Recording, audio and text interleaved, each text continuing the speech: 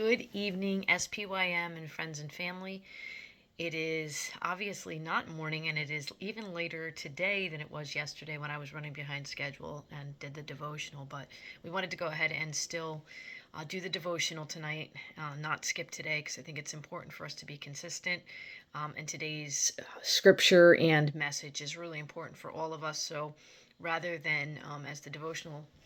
invites us to take the message into our day and consider ways that we can apply it, I think what we can do is go to bed reflecting on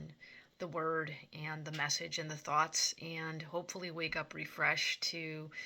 think about ways that we can apply it, and then take tomorrow's devotional, and they fit really nicely together. So our scripture today is from 1 Corinthians 8:1, and it is, knowledge inflates with pride, but love builds up. I think that this particular line, when you think about some of the messages you hear from people about how we might be the only Bible that somebody ever reads, and we live our lives in a way that reflects the love of God as close as possible. Obviously, we cannot match the unending and all-encompassing love that God has for us, but that we operate with love first, and we think about ways that we can emulate that type of love in our words and in our actions,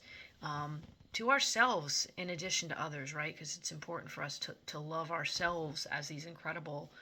remarkable beings created by God, wonderfully and perfect. Even with the choices that we sometimes make, we have so much magnificence in us. And the magnificence, one of the most magnificent things that we can do with the light we have, as we talk about with a lot of the different scripture, right? Shining our light, but shining our light in a way that makes other people feel welcomed, regardless of whether they share our beliefs or whether we agree with the choices that they make. We can show people that God is love, and when we operate with love, that welcomes people into the fold of faith and allows us to teach theology from that place that says we are going to meet you where you are. When we think about Jesus and the way that he went out and preached and spoke and interacted with people, and the mission that he sent the apostles out on, it was to go out into the streets, into the fields, and to meet people where they are. And so while geographically some things may not be completely accurate for you, those symbolic streets are the meeting people, where they are in their life, and bringing them love. That is what we are called to do above all things, is to love God and to love people.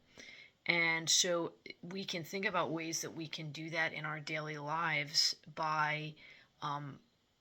pausing first to consider how we can show love in our actions and words, which is not the same thing as allowing people to get away with whatever they want. It doesn't mean that we allow people to do whatever they want to do, but that we do think about how we can respond from love, how we can proactively reach out to people in loving ways. I just ask, as we enter into sleep tonight, that God would help us to be mindful of the ways that we can go to sleep in his love, that we can give ourselves love, that we can extend love to other people, and that we can